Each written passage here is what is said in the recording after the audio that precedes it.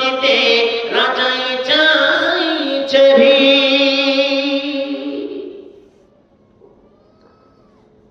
কি বুঝলেন?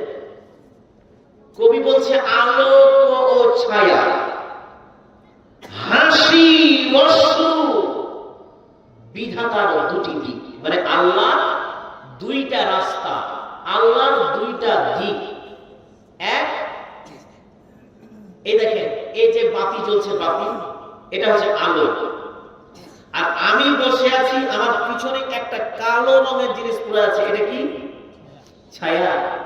ওই যে দেখবেন চাঁদ চন্দ্রমা, ওই যখন পূর্ণিমার চাঁদ হয়, ওই চাঁদ থাকবে আকাশে, আপনি জমিনে থাকবেন। আর আপনার জমিনে দাঁড়িয়ে থাকা অবস্থায় আপনার পিছন দিকে আরেকটা আপনার ভাইয়ের মতন দেখতে কালো রঙের আপনার সঙ্গে সঙ্গে হেঁটে বেড়ায়, ওটা কি?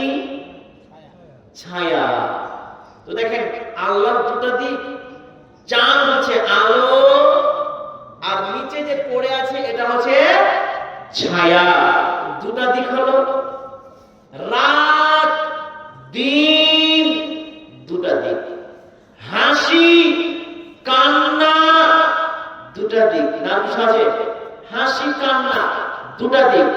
নর নারী দুটা দিক, স্বামী স্ত্রী দুটা দিক, জান্নাত জাহান্নাম দুটা দিক, এহ জগৎ পরজগৎ দুটা দিক, বাদশাহ ফকির দুটা দিক, তাই না?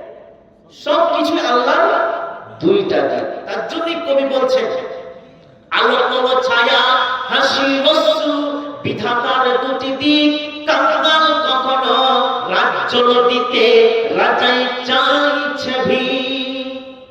চলো একটা ঘটনা দিয়ে এটা বুঝিয়ে দিই, তারপরে ইনশাআল্লাহ বুঝতে পারবেন কেন ঘটনাটা বললাম। একটি গ্রামে দুইজন স্বামী স্ত্রী খেতে বসেছে, মাংস দিয়ে ভাত খাচ্ছে। সেই সময় একটি ফকির দরজার কাছে এসে ভিক্ষা চাইছে। মা খালা বোনেরা, এটা আপনাদের জন্য খুব সুন্দর কাহিনী, শুনেন। দুপুর বেলায় মাংস দিয়ে ভাত খাচ্ছে, ওই সময় একটি ফকির দরজার কাছে এসে ভিক্ষা চাইছে, খেতে দাও খেতে দাও, ও বাড়িওয়ালা কি আছো খেতে দাও। দরজার কাছে বারবার বারবার করে ধাক্কা দিচ্ছে, ও বাড়িওয়ালা খেতে দাও, সকাল থেকে কিছু খাইনি, বেলা 1টা বেজে গেল, বেলা 1:30 বেজে গেল, ও বাড়িওয়ালা গো খেতে দাও, খিদা লেগেছে। স্বামী তখন বারবার করে ডাক যখন শুনতে পাচ্ছে, তখন স্ত্রীকে বলছে, এই এইদিকে শোনো, বাইরে ফকিরটি যে বসে আছে ওকে ঘাড় ধাক্কা দিয়ে বার করে দাও, ঘ্যান ঘ্যান করছে, ভালো লাগে না। স্বামীর অর্ডার পেয়েছে, স্ত্রী গেল, তাকে তাড়িয়ে এলো। তারই মাধ্যমে আবার স্বামী এসে তার গলাটাকে ধরে টানতে টানতে টানতে বাইরে ছুড়ে দিল। এমনকি হলো না। স্বামী স্ত্রীর মধ্যে তখন থেকে বিবাহ, মানে তখন থেকে কথা কাটাকাটি হতে লাগলো। আর কথা কাটাকাটি হতে হতে বিবাহ বিচ্ছেদ হয়ে গেল, মানে তালাক হয়ে গেল। স্বামী স্ত্রীর মধ্যে তালাক হয়ে গেল।